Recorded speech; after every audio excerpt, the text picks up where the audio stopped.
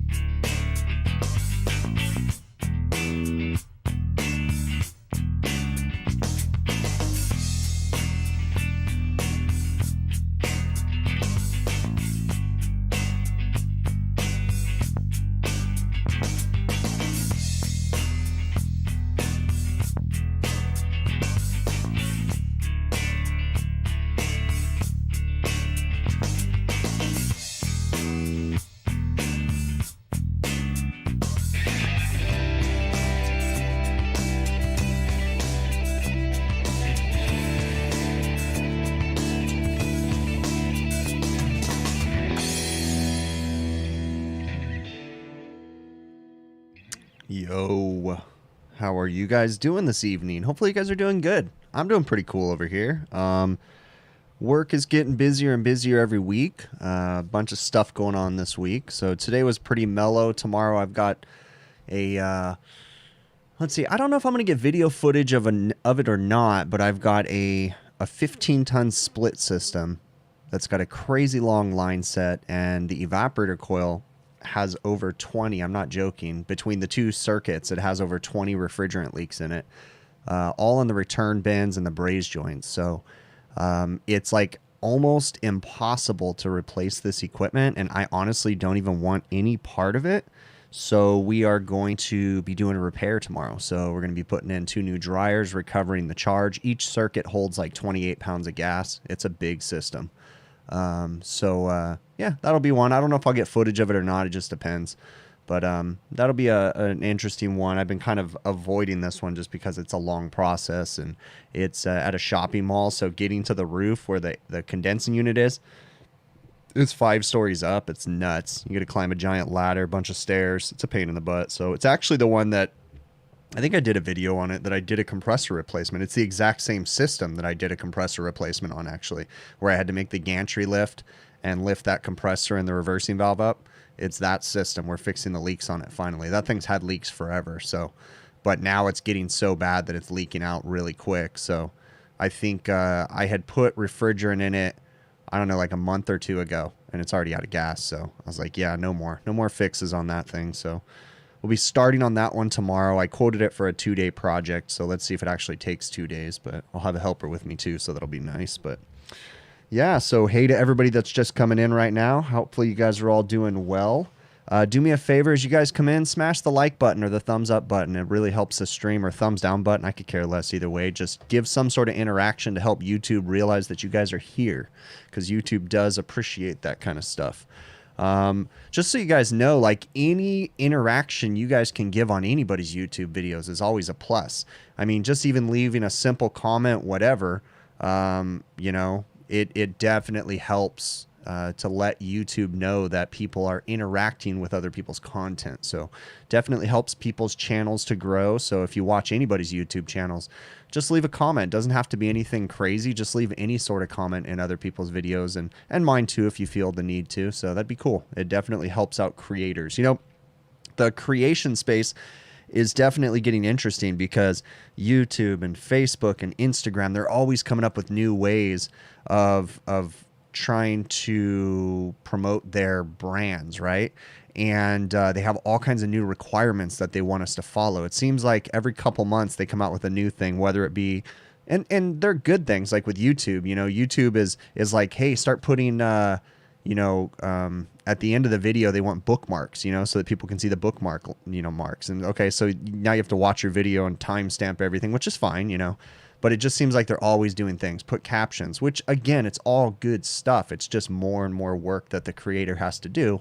But hey, first world problems, right? I mean, you know, we're complaining, or I'm complaining about having to do extra work, but it's like, you know what? I got to be thankful for the little things that I do have. So, you know, in these crazy times, that definitely helps. So as usual, got a couple things on my list. What you guys don't see here is I've got my monitor right in front of me, and I have a Microsoft Word document right here with like basically all my bullet points of things to talk about. And then obviously we're going to get to the chat too.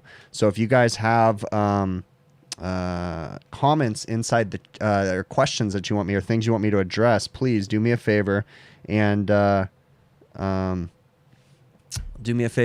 put your comment in caps lock, and it helps myself and the moderators to be able to field the questions, okay? Remember, you know, for the new people that are in here right now, I don't get to every single question. It's just not possible because everybody's always got stuff they want me to cover. So if I miss your guys' questions, please feel free to send me an email to hvacrvideos@gmail.com, and I'll try to get to them.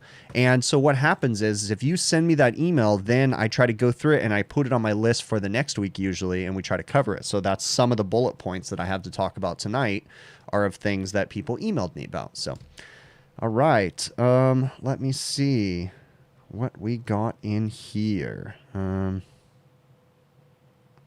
Okay, cool.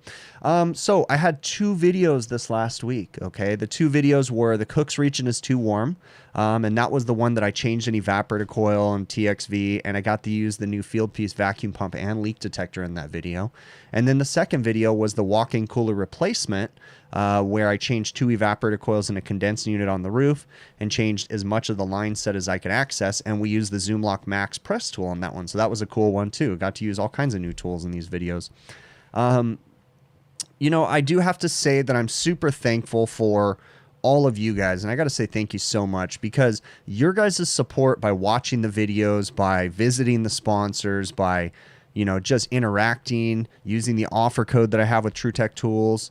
Shameful plug, big picture is the offer code. Okay, I get a small commission when you guys use that, and you guys get a discount. So, but thank you guys to all you guys that support this channel by watching it and helping it to grow. And I think I've said it once or twice before, but I have to say thanks so much again, because we did hit 100,000 subscribers here a couple months ago, and that was a really awesome feat.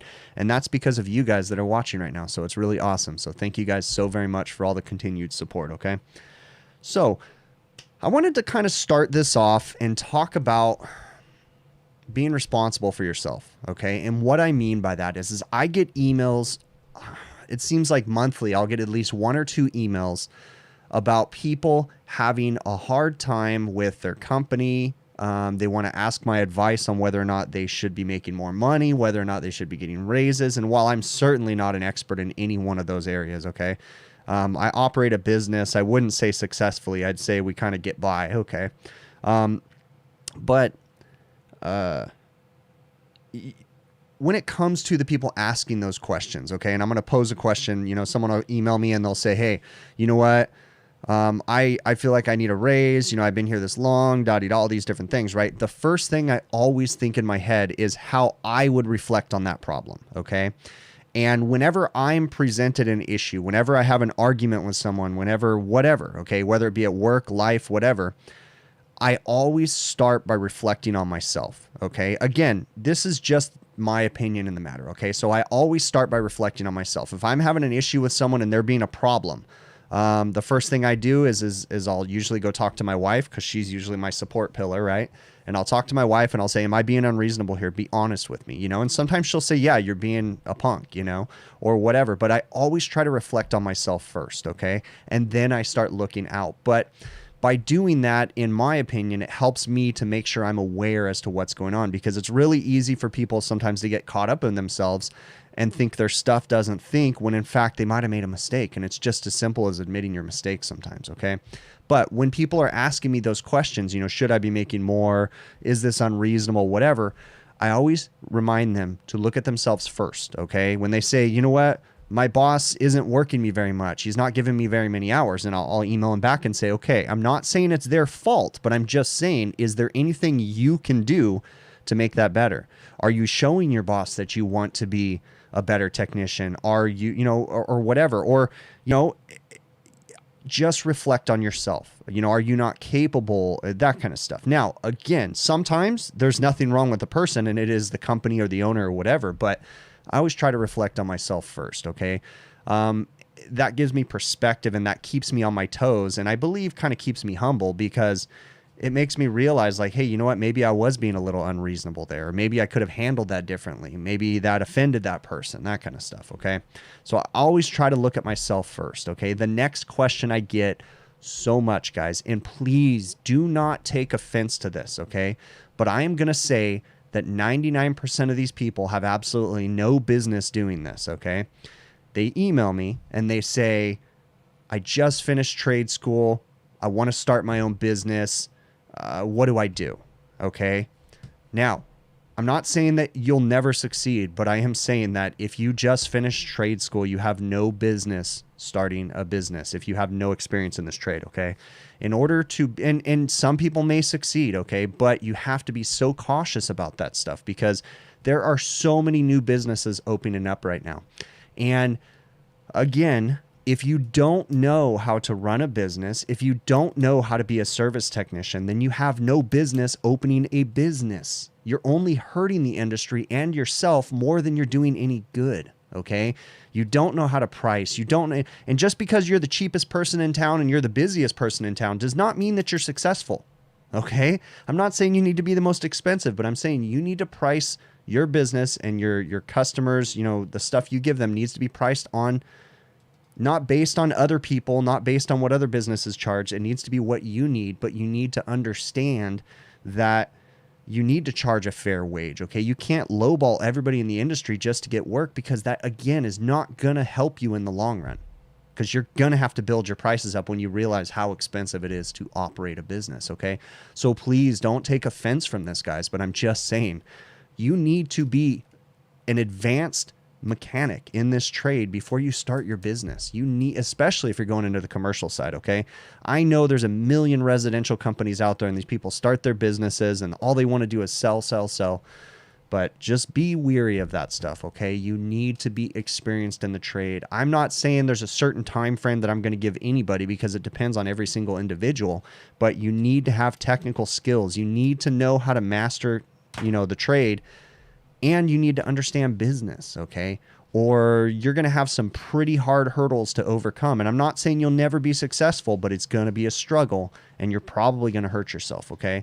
A lot of people ask me, you know, I want to start a business or I want to get in the trade and I'm worried about my family. How is this trade on families, okay?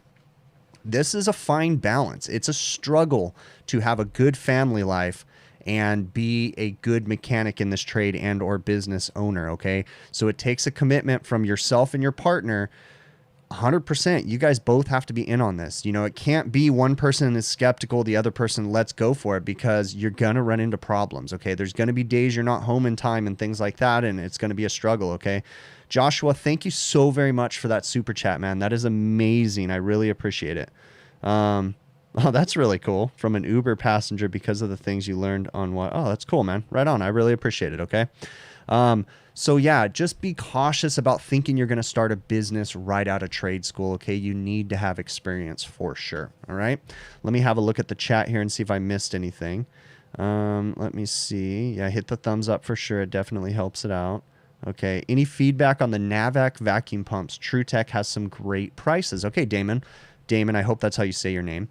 I have one of the Navac vacuum pumps, and it is the 2 CFM or 3 CFM, the very small battery operated vacuum pump. Now, I do not have any other experience with the Navac vacuum pumps, but I will say this. I have heard absolutely nothing but good things about the Navac vacuum pumps. Okay, so I cannot say anything bad about them. I will say, like, I have the little tiny battery operated pump, and it's kind of a novelty, kind of a toy. It's not really for commercial, at least for what I'm doing. Yeah, I, again, have heard nothing but good things about the Navac vacuum pump, okay? Or vacuum pumps, right? Now, since we're talking about the vacuum pumps, I did get to use, and actually, I don't know if some of you may know this, some of you may not, but I am actually a beta tester for Fieldpiece. So I've often got new tools way before they're released to the market. And it's been a long time coming, but I have been working with the vacuum pumps for several months now. So it was really cool to finally be able to show the vacuum pump that I've been working with in a new video. And I do have to say it is an awesome vacuum pump. Now, I did opt for the giant 10 CFM vacuum pump, right? It's the VPX7. I didn't need a 10 CFM, but the weight of it, I was just like, this thing, it's lighter than the 8 CFM that they have on the market right now, which I love, my VP85. But so, you know, there's several different tools out there. It really depends on what you like, okay? I love Fieldpiece stuff. I've been a pretty loyal person with Fieldpiece for many years now. Of course, I don't say that I use everything of theirs. I mean, I still have some fluke meters and different things like that that I'll swap out at different times. But for the most part, I use majority of Fieldpiece's products. And partially it has a lot to do with their reputation. And, you know, even like I've been working with them a little bit too, as far as videos and things like that lately. And even that, like, you know, I don't really... It'd be kind of funny if I showed you guys the people that I turn down on a regular. And I'm not trying to flex as far as like people wanting me to promote products and things like that. You know, I kind of really only want to work with certain people, you know, and Fieldpiece is one of them. They've always been a great company and good to work with. So they make good stuff. Jose Rivera, thank you so very much for that super chat, man. I really appreciate that. That is amazing. Again, you guys do not have to do these super chats. They definitely help to support the channel. So thank you so very much. But I will continue to do these live streams even with or without the super chats, okay? Because I do like sharing the little bit of knowledge that I have, all right? Let me see what else we got in here. What do I think of the proposed phase out of HFC refrigerants? Okay, Scott, great question. Let's just put it this way. Pretty much every refrigerant that is on the market right now at some point in time is going to be phased out in the future, okay? Some of the hydrocarbon refrigerants and some of the natural refrigerants are going to be around a lot longer than majority of them. But all the refrigerants that we're using right now, from R22, which is already on the chopping block, 404A, 410A, it's all going out the window, okay? And new stuff's coming in. So here's my take, my general take on new refrigerants. There are, I would bet to say, over 100 different flavors of refrigerant that we can use, okay? I try not to worry too much about change outs and phase outs and different things like that, okay? Because in the end, we're mechanics, we're technicians, we're here to fix things, and our job is to deal with the new stuff that comes out. So while it may be inconvenient or frustrating because you've been selling 410A equipment for the last 7-8 years, and then all of a sudden 410A is on the chopping block and equipment's okay, it is what it is. I mean, we're along for the ride. If you're really frustrated with it, you can definitely become part of the decision-making process, you know, influencing manufacturers and different things like that, and government agencies. You can definitely get into that. That's not my jam, okay? So I just learned to deal with a lot of these different things, right? The one of the biggest tips I can give anybody out there with all the different refrigerants we have these days is stop looking at the pressures and start focusing on the temperatures, okay? Because easy as this, I'm working on a walk-in cooler, okay? The walk-in cooler has a 10-degree evaporator TD. And what that means is the temperature differential from the space temperature, the return air into that evaporator, and the evaporator coil temperature in the middle of the evaporator in the refrigerant. Basically, if I have a 10-degree TD, my box temperature minus 10 degrees is going to be my coil temperature. So with that being said, doesn't matter what refrigerant I'm working on, Okay. If I know what my TD is supposed to be, then my box temperature, I mean, my refrigerant pressures can be predicted, right? Because if I know that my TD is 10 degrees and I want a 35-degree box, or it's 35 in the box at the time, then my evaporator temperature theoretically should be 10 degrees below that. Every refrigerant out there, I couldn't possibly remember all the pressures, so I focus on the temperatures because it's super easy that way, okay? And the same thing goes for your condensing temperatures on the roof too. You can predict your refrigerant pressures if you know your condenser TD and your evaporator TD. Now, finding some of those can be kind of tricky. Finding an evaporator TD on a walk-in cooler that's already existing, you can make some assumptions that it was designed at a 10-degree TD, but a lot of things go into play with that 10-degree TD. Are you actually going to measure a 10-degree TD because was it installed right? Were the components sized right? Is there big pressure differentials? All different things go into sizing of the equipment, okay? And but assuming, you know, that it should be a 10-degree TD can give you a pretty good idea of what the pressure should be based on the saturation temperatures. Again, I'm not so much focused on the pressure, I'm looking at the temperature. Now, there is times in the industry doing refrigeration work that we do have to pay attention to pressures too, okay? But as far as understanding the refrigeration cycle and things like that, it's so much easier if you look at temperatures rather than pressures, okay? Because it definitely makes it easier to know and differentiate between all these different flavors of refrigerant and not have to wait. People email me, they're like, what should the pressure be of this? I don't know. Let's look at the temperatures. It's so much easier to say that. I don't even have to have a pressure chart. Well, when you're working on it, you do, but you know, you get the concept. Let's see. How do you check the new Hoshi bin eye and how do you adjust the level? James Windsor. James, I haven't worked on a new Hoshi bin eye, so I don't know what you're talking about with that one yet. I didn't take the last training seminar, so if they came out with a new model, that's something new. I haven't seen an eye as of yet. Yeah, I couldn't tell you right now. I'll have to do some research. So, let me see what else we got in here. How long will the Zoom lock O-rings last age-wise until they fail? Chad, I don't know, dude. I read a document somewhere. I didn't retain the information. It was in one ear and out the other. But it's a ridiculous amount of time. Like, ridiculous. So, I wouldn't worry so much about that. So I did use the new Zoom Lock Max tool in one of my videos this last week, and I've kind of been planning this, thinking about this job, and I kind of had an idea I wanted to use the Zoom Lock Max. So I went ahead and went for it. So if those of you guys that don't know, okay, Sporlan is a sponsor of my channel, okay? I just wanted to disclose that just to be fair, but they're not telling me to talk about the Zoom Lock Max or anything like right now, okay?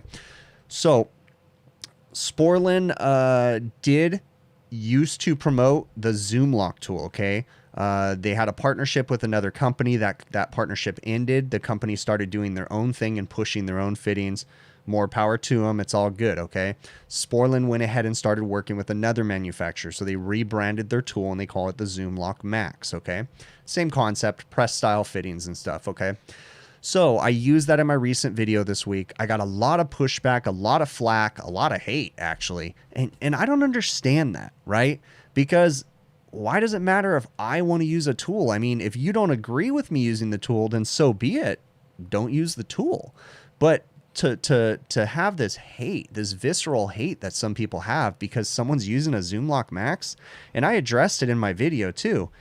You know, it doesn't dumb down the trade. Now, these are my opinions. You guys are free to have your opinions too, okay? But I don't think it's dumbing down the trade. I don't think it's taking the skill out of the trade, okay?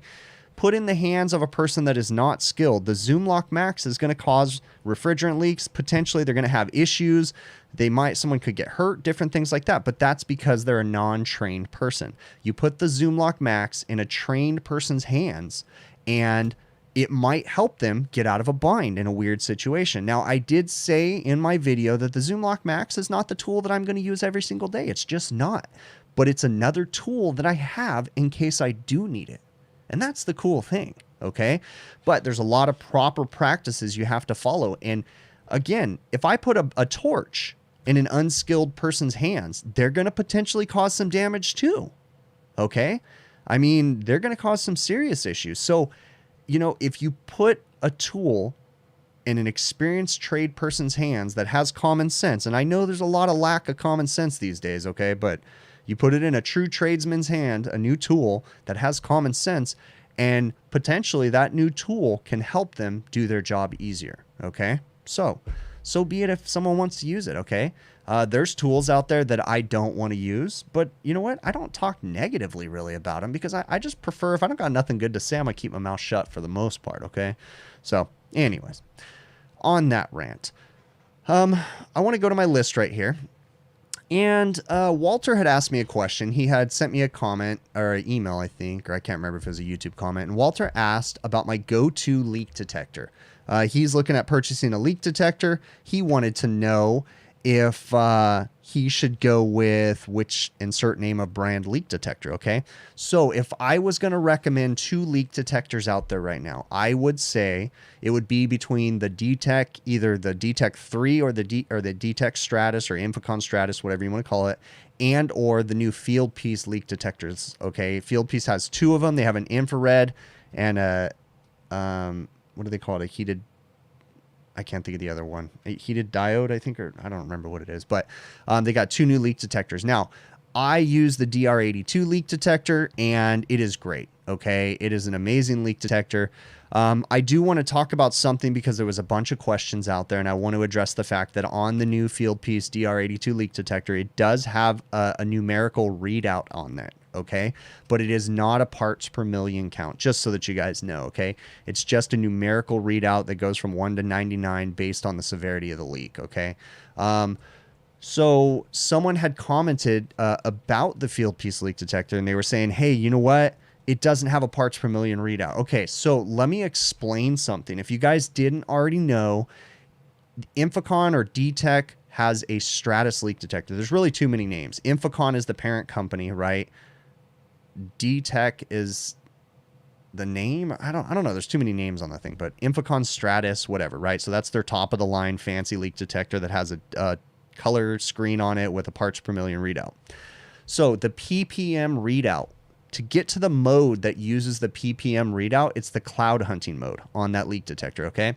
So if you actually change it to one of the other modes, I can't remember the name of it, it's actually more sensitive. So if you're using the Stratus leak detector, you typically aren't going to have it on the PPM readout unless you're cloud hunting. And what they mean by cloud hunting is let's say you're in a supermarket situation and you have to walk into a rack room, right? Which is a giant room where all the motors are. And you have to walk into that rack room to do a leak search, but there's a giant leak in there. Someone has to fix it, right? So obviously you want to follow all safety protocols. I don't know if you need a mask up or whatever, right? But when you go in there with a leak detector, there could be so much refrigerant gas all in that room that it's really hard to pinpoint where the leak is, okay? So that's when cloud hunting comes in with the PPM readout. That's when you would be able to put it on the cloud hunting mode, essentially going into a cloud, and it's going to give you, it's going to show you that you have a leak wherever you're at, but then it's going to give you a PPM readout and tell you once you're getting closer. But with that being said, if you want to use the Stratus for normal leak searches, typically you don't want to put it on the cloud hunting mode, and you want to put it on the one where it's just going to be a leak detector and show, just show levels of refrigerant, right? So I'm asking most people out there are probably not going to need a cloud hunting mode, okay? So when people ask me before the new Fieldpiece leak detector came out, which ones I recommended, it was typically either the Stratus or the Detect 3. Now, the Detect 3 is basically the same thing as the Stratus. It says the same sensor, basically, but it doesn't have the PPM readout in the cloud hunting, okay? So most of the people can do with the Detect 3, which is the exact comparison for the DR82 with the new Fieldpiece leak detector, okay? So I'd been using the Stratus for, I don't know, 6 months or something like that now. And then I got the new Fieldpiece DR82 leak detector, and I gotta say, I mean, they're pretty neck and neck. I'll say the Fieldpiece has something that I really like about it that the Stratus doesn't have, and that's the lighted tip. On the end of the leak detector, it lights up when it sees a leak, and that actually comes in really handy because if you're in a weird situation, and you can't see your leak detector, but you can only see where the tip is, or you can't hear it or something, that it comes in really handy. So I really like the DR82. I'm still going to keep the Stratus on my van because I like to have redundant tools. But I've been reaching for that new Fieldpiece leak detector more so than ever. I also have a new video coming out this week, this Thursday, using the field piece leak detector too. So be it. All right, let's get to the chat for a minute.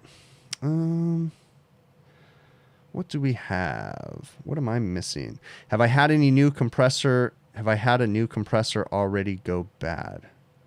I've had new compressors go bad, yes, but I don't know the story right now. H10 Pro only. DTEC is for Zoom lock users. Okay, Laska. All right, let me see what else we got in here.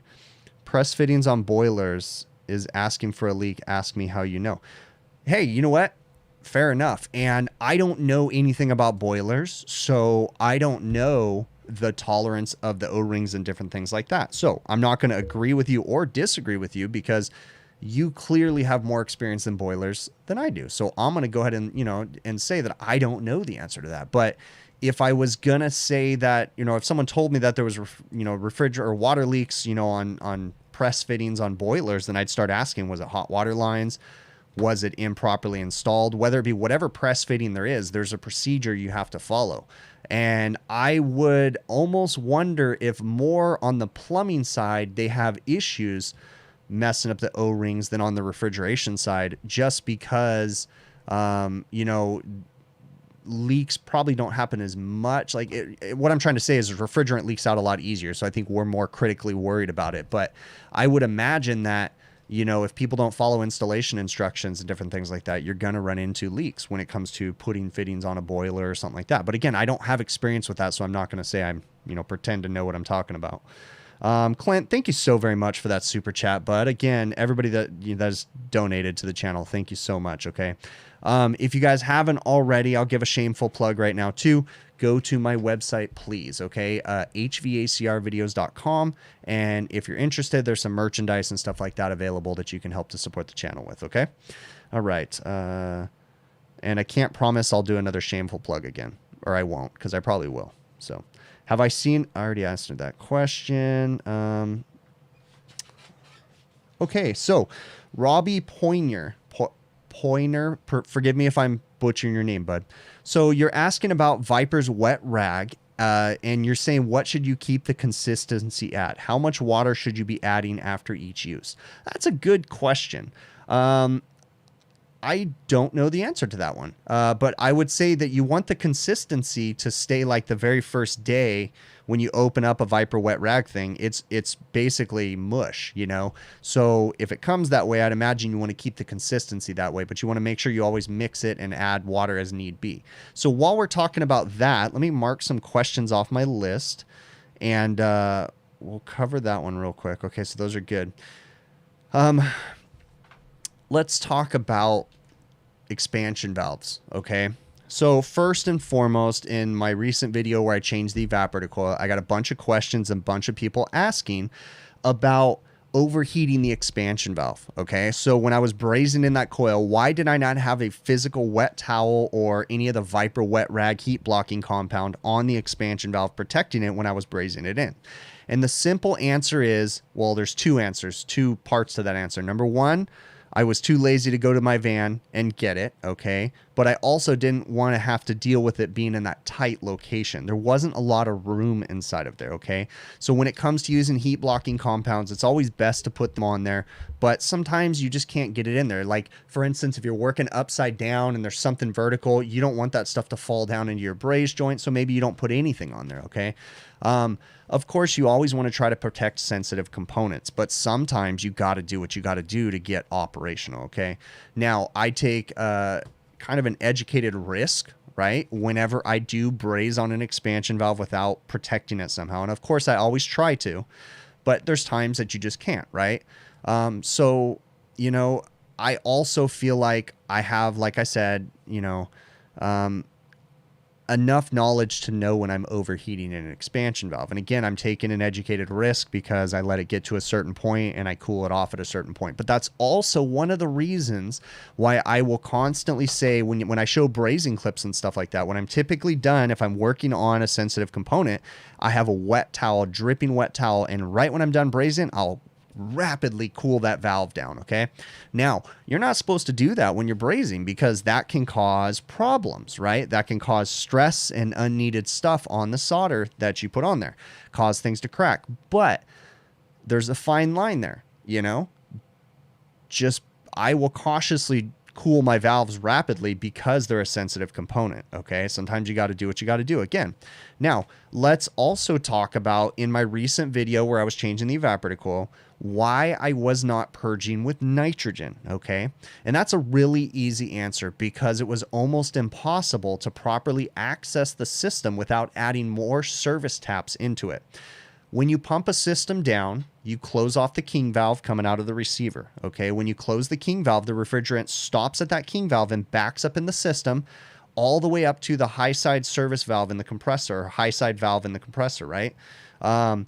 It stops at the valve, and that refrigerant is always sitting in there. And on most of my refrigeration systems, the service port that you would access to blow the refrigerant through the system is now on the wrong side of that valve, and it's got refrigerant in it all the time. So unfortunately, there's certain times that you can't braze with nitrogen. Again, sometimes it's because I'm lazy. Sometimes it's because you physically can't do it. And if you can get on a system that is pumped down, that has nitrogen in it, you need to be so careful. And the reason why you need to be careful is because the same reason why I always say that you'll never get a perfect vacuum on a pumped down system. Everything in our system leaks at one point or another. Even braze joints, at some point, they'll leak to a very minute level, okay? But everything leaks inside that compressor. The valves are not 100% vacuum rated, okay? And the service valves, the king valve is not 100% vacuum rated either. So there's always going to be potential very small refrigerant leaks. And if you're ever trying to pull a perfect vacuum, you end up sucking all the refrigerant that's in the pump down side eventually, right? But on the flip side, if you're purging with nitrogen and you happen to do a pressure test with nitrogen, there's also potential to mix nitrogen with the refrigerant, which you don't really want to do, okay? So especially if you go over the said pressure that it is on the high side in the system while it's pumped down, because then theoretically the other side of the system has more refrigerant pressure, so it's going to try to push that refrigerant in. So purging with nitrogen on a pumped down system, you got to be very careful and really think about what you're doing before you cause some problems. So let me cross those questions off the list real quick, so that way we knock that one out. Dumb and down the end. I don't even know where that question is. But anyways, all right, let's go ahead and get to the chat. Cool my valves with R22. Works 100% of the time, 80% of the time. That's pretty funny. All right. Laska, I've said it before. Pre-1992, you know, all that crap. I was taught coming up in the industry that we would blow out drains and condensers sometimes, like self-contained condensers with R22. Again, before it was illegal, right? Yeah, I came up being taught some things you probably shouldn't do, but I mean, that was common practice. It was cheap, you know? So, all right, let me see. What do we got? You tell lead techs if you should purge with nitro, and they look at them. Oh, yeah. Well, Mr. Green, but I'm going to say that majority of the industry doesn't purge with nitro or do anything like that. And I'm not going to stand up on a high horse. I don't do it all the time either. There's times that I'm lazy. But unfortunately, we've kind of gotten in the trade a little bit lazy. All of us have, you know, over the years. And I shouldn't even say I said there's always been a bit of laziness in the trade. And it is what it is. Again, it happens to me too. But sorry, I lost my train of thought, but, I don't know where I was going with that one. So that was a rant that I lost my train of thought on. Okay. So, oh, I remember that one. Okay. When the lead techs look at you like you're crazy. Yeah. But you know, I mean, we just got to try to be better. Okay. But you also got to know when to keep your mouth shut, because you don't want to call out your boss or your supervisor and make them feel silly. Okay. It's okay to ask questions, but you don't want to ridicule or pretend like you know more than they do. So, let me see here. Seeing what I'm missing here. Rich, let me see. You believe you can get... Oh, okay. Rich is just saying the press fittings. All right. So I'm going to get to my list. So Pedro asked me a question, and I get this one quite often. Pedro asked me, if I would vote for him, you know? No, I'm just kidding. But that's a Napoleon Dynamite joke. But Pedro had asked me about tool bags, you know, whether or not he should buy, he's just getting into the trade if I remember right, and he wanted to know whether or not he should buy a meter bag and or a full-fledged backpack. Pedro, it really depends on your needs, okay? What I would suggest if you're just starting in the trade and you're going to work for a company, give them a call and make sure that they don't expect you to walk in the door the first day with your tools. And if they don't, or if they do, then just ask them ahead of time, you know, what are your guys' favorite brands? What do you guys suggest for a size of a bag and different things like that, okay? I'm currently going through a weird phase right now where I keep changing my bags because I still have a pinched nerve and I don't want to aggravate it. So I'm constantly going lighter and lighter trying to find better ways. But it's going to change for every single person, right? And the company that you're working for, it really depends, okay? I have several different bags that I do use and, you know, I keep different things in them for different types of jobs. So it's hard for me to tell you which one to go for. For most techs, I'm going to say go with the smaller Vito backpack, the Tech Pack MC. That's a really nice mid-sized bag. You can't really overload it too much. And it's pretty nice bag. But I mean, again, it just depends on what kind of work you're going in to do. So, all right. Let me see what else we got in here.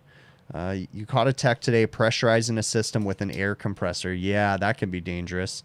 That could be very dangerous. Well, I would say so much with an air compressor, but if someone did it with oxygen is kind of where I was going. But yeah, air compressors can cause all kinds of issues because there's a lot of moisture in air. So that's going to cause moisture issues inside the system for sure. So worked on your first cook drawers today. And I bet you it was dirty inside, huh, Matt? All right. So, all right. Have I ever had any major issues on a recently installed compressor that already needs replacement? Not really. Not that I've never talked about before. So, pack out backpack. Yeah. So, okay, I already got that one. I'm going to go to my list real quick. Please, guys, we got a lot of people in here right now. Smash the like button or the thumbs up button, okay? We got what I see 252 people in here right now and 119 likes. So please get that number up. It helps the channel to grow, okay? And I said it a minute ago, but I'll say it again. Check out my website, hvacrvideos.com, okay? All right, and I'm going to get to my list right here. Okay, so this is a really cool question. So Susan is a homeowner, okay? And she emailed me a question, and she wanted to know my opinion. And I thought this was a great place to address this question. Again, I'm totally cool with people that are not in the trade watching these or homeowners asking me questions. This is awesome and very humbling. So please feel free to send me messages if you have them. I try to get to them, but sometimes I don't. But I mean, you know. So anyways, Susan is a homeowner, and Susan has really bad sinus infections and allergy issues, and she feels like her air conditioning system is not filtering the air enough, okay? And she wanted to know, you know, she's looking at the filter, and she just doesn't feel like the filter's working properly, and she feels like it has to do with the filter cavity, and she wants to know what she should do, what she should ask her contractor that helps her, okay? Susan, the first thing I want to ask you, where is the dust and stuff coming from? Okay. First and foremost, if we have a perfectly designed system, it's going to filter the air and all that good stuff. But there's always infiltration. There's always outside coming into your house. Okay. Houses can be leaky, meaning through windows, cracks, doors, different things like that. But there's some things you can do to help those houses. And if you have a lot of dust and issues in your house, the first thing I'm going to say is reflect on your house first. Where is that dust coming from? And let's solve that problem, okay? Next, you do need a good air filtration system on your air conditioning system, okay? I'm going to tell you right now that there's no air filtration system out there that is perfect. They're all going to have some flaws in one way or the other or be different from each other, okay? Some are bigger, some are smaller. Susan, in your email, you mentioned some things about looking for April Air products, different things like that. But first and foremost, before you go down that route, is fix the problem as to where the dust and the whatever is coming from, okay? Fix the leaky parts of your house. There's actually people that can really come in and do professional leak, you know, fixing of the house, remediation, whatever, where they fix air gaps and different things like that. But there's really simple things that the average person can do too. Like look at the sills underneath your doors. Is the rubber thing attached to the bottom of the door keeping crap out? There should be a rubber gasket all the way around your door frame, your windows.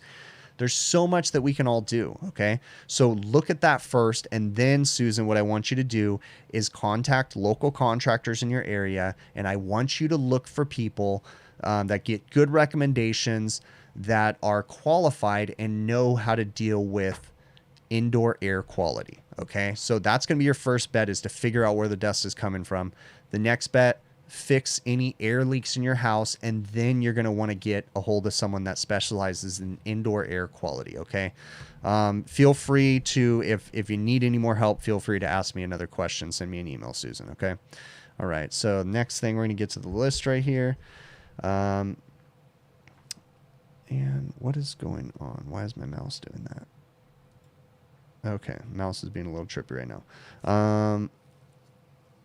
I'm going back up here, seeing what I'm missing. What is the X in RX11? RX11, I don't know what the X is. I don't know. Good idea. You know, RX11 is actually just a replacement for R11, because R11, we used to use that to clean stuff, and they would vent it, and RX11 was a solution to solve that. All right, so have I ever had... I already answered that one. All right, let's see. Portal to portal pay on overtime service calls. I don't know what that is in reference to, Metal 2444 English. But yes, on overtime service calls, I do charge from the time we leave our shop till the time we get back to our shop. That is what the customer is charged, and that is what the service technicians are paid. So, let me see what else in here. What brand would I go with for a natural gas 3-ton rooftop unit? I mean, that's an interesting question. Natural gas 3-ton rooftop unit, depending on if it's residential or commercial. If it's commercial, I really like Lennox equipment. Residential, I'd probably, personally, I'm not a residential guy. I think I might go with an ICP brand, so a Carrier knockoff or whatever, Carrier offshoot. Any of the ICP companies is probably what I would go for. So that's just my thing. Rheem has some nice stuff too that I see, but again, I don't work on that stuff, guys, so I'm not a resi guy. So, but some of the new Rheem stuff is pretty nice. So, Rod had asked me about my digital manifold setup and what platform I am using. So, as most of you guys know that watch my videos, I'm a huge Fieldpiece fan, and I use a lot of their products. So, lately, I have been using the software called Measure Quick, okay? It's a software, you can look it up on any of the app stores. It's an amazing diagnostic software. But Measure Quick works with several of the manufacturers of tools. And it just so happens that Measure Quick works with Fieldpiece products, which I really do dig the Fieldpiece products. So whenever I am troubleshooting, I will typically use the Fieldpiece JobLink probes and or the Fieldpiece manifold. I have the S-Man 480V. Now, why do I still have a manifold and probes? Because there's times that I get to use both, and there's times that certain ones work better in other situations, okay? For instance, if I'm working on a refrigeration system, and I've got my high side and low side gauges on the system, and I want to do a leak check, and the system is pumped down, well, I can open up the valves on my gauges and purge for equalize the pressures out to do leak searches and different things like that. So, yeah, I really like probes and a manifold, but I'm really digging the Fieldpiece stuff. So the Fieldpiece JobLink probes or the Fieldpiece S-Man 480V manifold is what I use. The 380 is perfectly good too. So hopefully that answers that one. Francisco had brought up a good point in my chat, and he was making a conversation that in the comments about customers and asking them questions that can lead you to a diagnosis. And that is a great, great point. And I've talked about that actually many times, is there's ways that we can walk up to our customers as service technicians, right? Commercial service tech going to work at a restaurant. You walk up to the restaurant and you want to know what's going on, you know, and sometimes you can go up and ask the customer questions, and sometimes they won't truthfully answer you, right? And this is going to be something you're going to have to learn. You have to learn how to manipulate them into the answers that you want, okay? And what I mean by that, and if the government's listening right now, we don't want them doing that kind of stuff, okay? No manipulation. But, sorry, I have to get a crappy joke in there. But, with, if you ask the customer the right questions, right? And, you know, you can lead them to certain answers, and, you know, it can help you to come up with an idea what the problem might be, right? And it's easier to find the problem if you know what the real, you know, complaints are from the customer, right? Because, you know, work orders can be sent through emails these days, so you don't have a lot of communication. I get most of my work orders come through email form, and I don't have very much contact with the on-site customer. So I show up and it just says reaching cooler down. So got to go talk to the customer. And when I make that point of contact, I'll start asking them, how long has it been broken? That's a really common question. Did it make any funny sounds? Did you notice anything? You know, different things. Did you check to see if fans are running? You know, so you really want to learn how to ask them the right questions so they can help you to make sure. Because there's nothing worse than getting a work order and then working on a reach-in. You can't find anything wrong. You've worked on it for 3 hours, and then you find out, oh, it's the wrong one. You know, so you always want to communicate. And that's something you know, that would be simple, but you'd be surprised. So,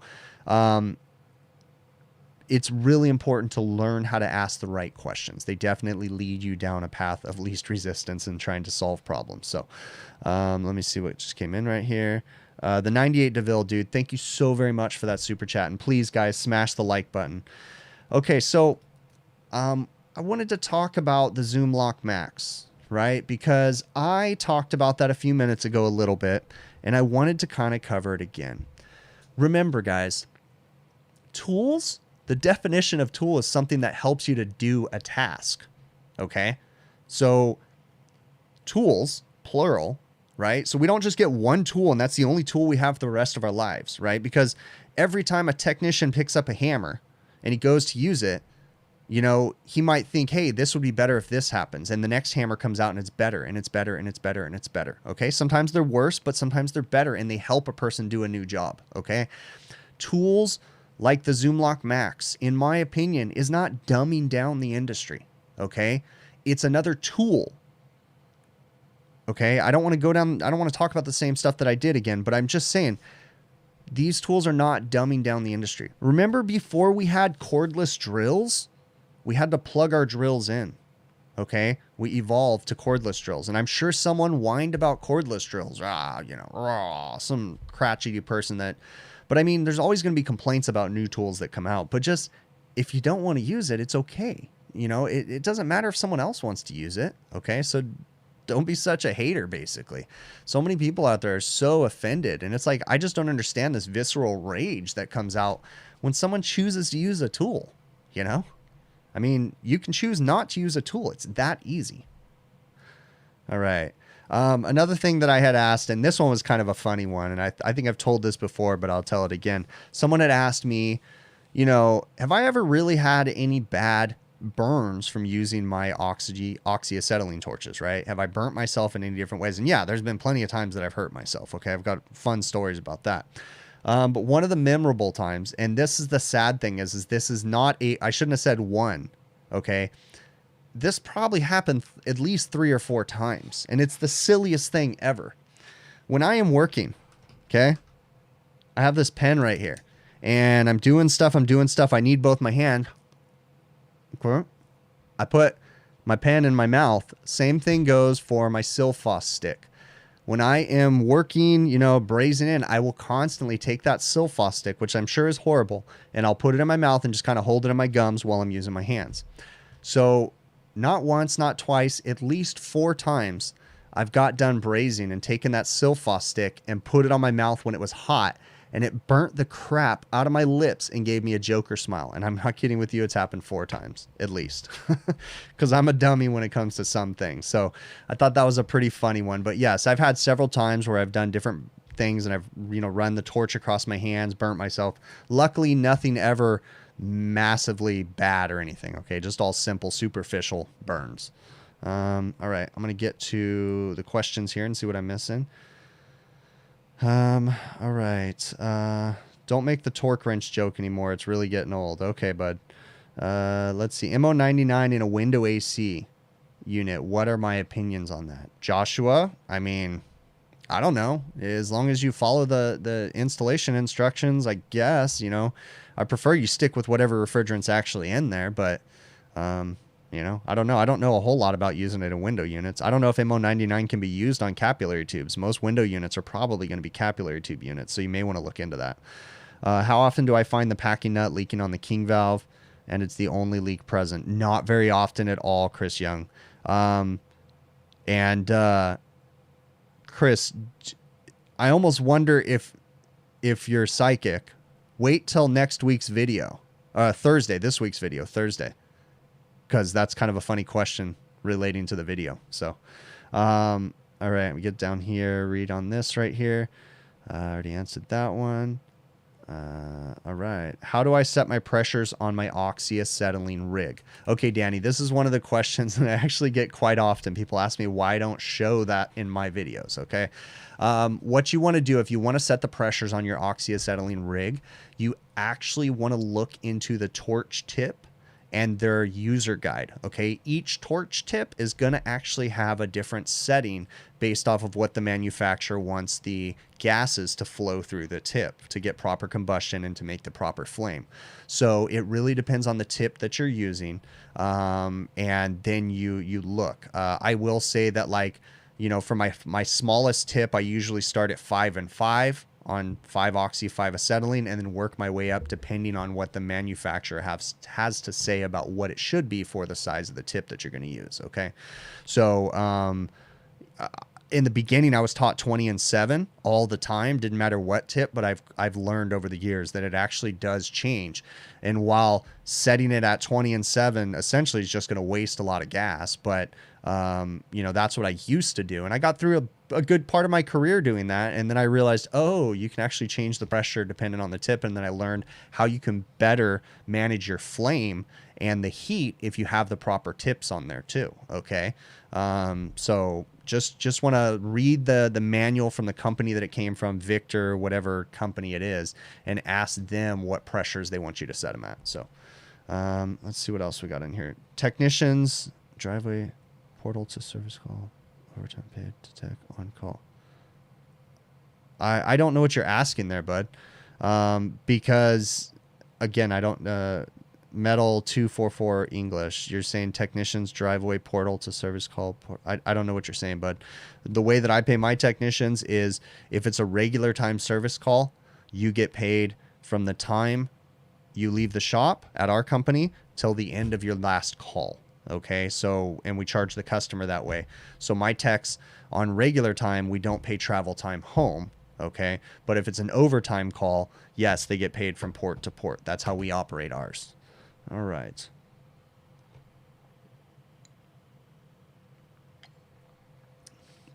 Have I ever brazed with air acetylene, and is it effective? Joshua, yes, I mean, it is effective. There's several people out there that use B tanks with, you know, whatever tip brand on here, right? That just uses oxygen. There's several people that like it. I've never used it, okay? Number one, there's things you got to think about. This is silly, but it's really loud, okay? It just makes a loud noise. But the heat on it is rather large, too, on most of them. And I know you can get smaller tips, but it's harder, I would imagine, to work with a B tank with a rather large tip on it when you're in a tiny reaching cooler and you don't want a lot of heat. So that's why I'll go down to I usually use the number 0 tip, and that really gets pinpoint, and I start on the small stuff and work my way up all the way to a rosebud tip if I'm working on 7/8 and above. So all right, let me see what else we got in here. Yeah, if you guys, what is a rosebud torch tip? It's just a style of tip that has multiple outlets on it, and it just makes a large flame. It's for big copper typically. 7/8 is actually borderline too small for a rosebud tip, but I use it. So, all right. Am I going to be more active in my Discord server? I don't know, bud. I haven't been in Discord in a while. I'm pretty active on Facebook, but yeah, it has been hard to commit. I have a lot of stuff going on. Have I already answered that one? Okay. Can a filter dryer ever be oversized? Chad. Well, yeah. I mean, you can have, I mean, of course, you can put a giant filter dryer on a system that will actually cause a pressure drop and create a problem. So yeah, I mean, that's extreme, okay? Majority of the filter dryers out there, you're going to be fine, but you just have to understand the bigger the filter dryer, you're going to have to adjust the refrigerant charge because there's more volume inside there, okay? But as far as the important thing to understand is when you're sizing filter dryers, I'd be more concerned about undersizing them, okay? You don't want them to create a restriction on the opposite side. So that would be an issue too. All right. Elliot asked me a question about gravity coils and how they work, okay? So if you guys don't understand, in a refrigeration system, we can have something called a gravity coil, okay? A gravity coil will typically just be a standard tube and fin evaporator coil, but it has no fans and it just works off of natural convection, okay, the refrigeration process. So in a gravity coil, you'll typically see them in like display cases. Sometimes you'll see them in other stuff, but you'll see them a lot in display cases. And in display cases, they can keep some things in there that are very sensitive to getting dried out. And a gravity coil does a really good job of not drying out the air in a refrigeration system. So gravity coil, essentially the evaporator coil is going to box, okay? The cold air is going to fall, all right? The heat is going to go back up to the evaporator coil, and the cycle is just going to keep happening. And again, in deli cases, I mean, they're good and they're efficient, but there's some things you need to consider with them, and some things you need to understand. Gravity coils work really well. You'll see them in like sushi cases and in seafood restaurants where they have big giant, seafood displays, and they don't want to dry the fish out. They'll use gravity coil type systems as there's less moisture removal in that setup. So hopefully I answered that one. Let me look at the chat and see what I'm missing in here. Any tips for switching from a residential installer to a supermarket tech window? That's a pretty big jump, and good for you if you're making that, okay? But that's going to be a big jump, okay? But you're going to just need to listen up, open your eyes, and just understand that on the supermarket side, there's a massive sense of urgency in everything that you do. And oftentimes people will sacrifice quality and or proper practices because the customer demands it. They got to get the stuff done. So you will tend to see more restrictions in filter dryers, I would imagine, on the supermarket side and different things like that, because you can't always follow all proper practices. Of course you want to, but again, I've never worked market, so I need to also preface that by saying I just understand it to be that way. So, but any other tips, check out the Advanced Refrigeration podcast on the podcast app, whichever one you can find, do supermarket stuff. So that'd be a good one to listen to. All right. What was the... Yeah. All right. Kyle had asked me a question, and I actually got a few questions about this. In my recent video where I was doing the walk-in cooler retrofit, people keep asking me why I didn't braze the expansion valves before I built them and put them together. So I use a cartridge valve from Sporlan, the BQ kit. And I put the valve together and then I brazed it in. And so people were like, well, why wouldn't you put it together after you brazed it in to try to help with the heat, right? You could do that. That's a lot of work. And what I'm also going to say, the problem you're going to run into is if you're trying to purge the system with nitrogen, you actually want everything to be open to get that proper flow through. If you have the expansion valve all in pieces, it may not get nitrogen to the right places. You can have the oxidation buildup inside of it. But then also, I'm just lazy, and I know that I can control my heat in the proper way and fix, get it brazed in fast enough before it's typically going to be a big problem. So, wanted to talk about 2-speed evaporator fan motors. So 2-speed evaporator fan motors is a new thing that is going to be on most walk-in units that are coming everywhere in the United States if they aren't already, because we have new federal energy requirements, the AWEF, annual walk-in efficiency factor. I don't know what it is, but essentially it's kind of like the SEER rating thing that came out on the residential side. It's now on the refrigeration side. They're basically saying that we got to conserve energy all across the country, right? And so they're finding ways to conserve energy. They're saving electricity, doing different things. But something that I have ran into, I was curious about on walk-in coolers, medium temperature, that have air defrost. There's a flaw in these 2-speed fan setups, okay? Because the 2-speed fan, what it does is when the evaporator's not calling for cooling, it slows it down and slows the airflow to stop infiltration or to slow down infiltration, okay? Saves energy by running the motors at a slower speed, okay? But when they go into defrost, they go down to that slow speed and you move less air across the evaporator. And in a medium temperature box, we use that air in defrost to defrost any potential frost particles on the evaporator coil. So I recently had a customer that just had even larger cookie. I just had a customer that I just installed one and we're having an issue with it icing up, and I actually took the 2-speed fan motor setup off of it, and we're hoping that that solves our defrost problem. So something to think about when you're installing these 2 speeds. Typically, they don't speed up to high speed when they're in defrost. I think that would be a good thing that they could do, but you know, I'm just a silly service tech over here.